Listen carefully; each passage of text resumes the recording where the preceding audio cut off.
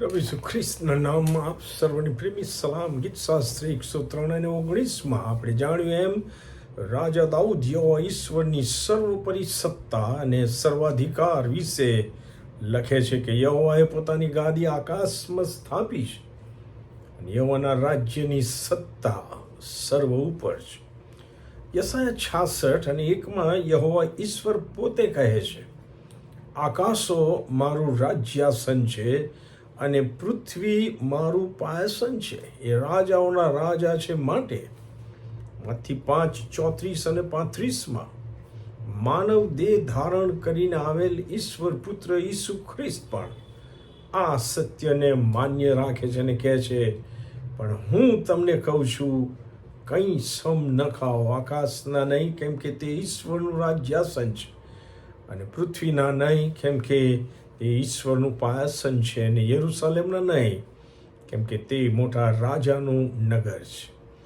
ઈશ્વરની રાજ સત્તા આકાશ, પૃથ્વી અને સમગ્ર સૃષ્ટિ પર છે, કેમ કે ઈશ્વરે પોતે સર્વને ઉત્પન્ન કર્યા છે અને તેથી સર્વ ઉપર ઈશ્વરનો જ અધિકાર અને માલિકી હક છે. પણ વર્તમાન સમયમાં એવું લાગે છે કે પૃથ્વી પર ઈશ્વરની રાજ્ય સત્તા કરતાં શૈતાન અને શૈતાની બાબતોનું વર્ચસ્વ વધારે છે. ચારે બાજુ ભૂંડાઈ, અન્યાય, ભ્રષ્ટાચાર અને ઈશ્વર વિરુદ્ધની, ઈશ્વરના વચનોની વિરુદ્ધની બાબતો જ દેખાય છે. પૃથ્વી પર જુદા જુદા દેશો પર રાજ કરનાર મોટા ભાગની સરકારો, રાજાઓ, સરમુખ હત્યારો જાણે કે બાઇબલના ઈશ્વરની વિરુદ્ધ સત્તા ચલાવી રહ્યા છે. પરંતુ બાઇબલમાં આપેલ અંત સમયે જે ભવિષ્ય વચન પૂરું થનાર છે એ આજે આપણને ધીરજ, હિંમત અને આ જગતમાં આશા આપે છે. અંત સમયે જ્યારે પૃથ્વીના સર્વ રાજાઓ તથા તેઓના સૈન્યો શ્વેત ઘોડા પર આવનાર પ્રભુ ઈસુ ખ્રિસ્તની સામે અને એના સૈન્યની સામે લડવાને એકત્ર થશે, ત્યારે શું થશે તે પ્રકટીકરણ 19મા અધ્યાયમાં 20 અને 21 કલમ અને પ્રકટીકરણ 20મો અધ્યાય અને 10મી કલમમાં લખવામાં આવ્યું છે.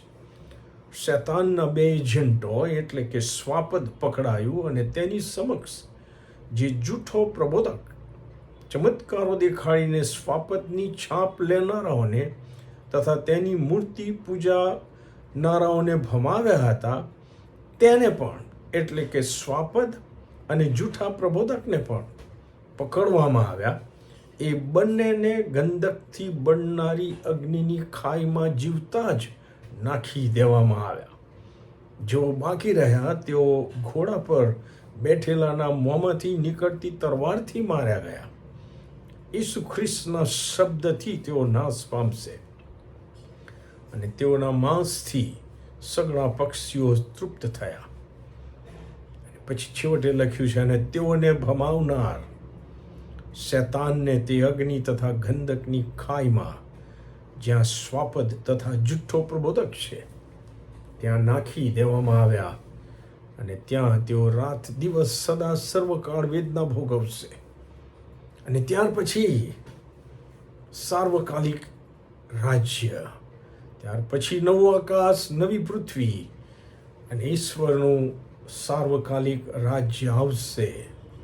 પ્રકટીકરણ 21:3-5માં એટલા માટે લખવામાં આવ્યું છે, વળી મેં રાજ્યાસનમાંથી મોટી વાણી એમ બોલતી સાંભળી કે જો ઈશ્વરનો મંડપ માણસોની સાથે છે, ઈશ્વર તેઓની સાથે વાસો કરશે, તેઓ તેમના લોકો થશે, ને ઈશ્વર પોતે તેઓની સાથે રહીને તેઓના ઈશ્વર થશે. તે તેઓની આંખોમાંનું હરેક આંસુ લૂછી નાખશે. મરણ ફરીથી થનાર નથી, તેમજ શોક કે રુદન કે દુઃખ ફરીથી થનાર નથી. પ્રથમની વાતો જતી રહેલી છે. રાજ્યાસન પર જે બેઠેલા છે તેમણે કહ્યું, જુઓ, હું બધું નવું બનાવું છું.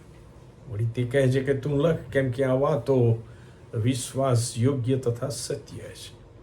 આવો વાલાઓ, યહોવાએ પોતાની ગાદી આકાશમાં સ્થાપી છે અને યહોવાના રાજ્યની સત્તા સર્વ ઉપર છે. એ સત્ય પર વિશ્વાસ રાખીને આપણે હિંમતથી, ધીરજથી અને આશાથી આ પૃથ્વી પર જીવીએ.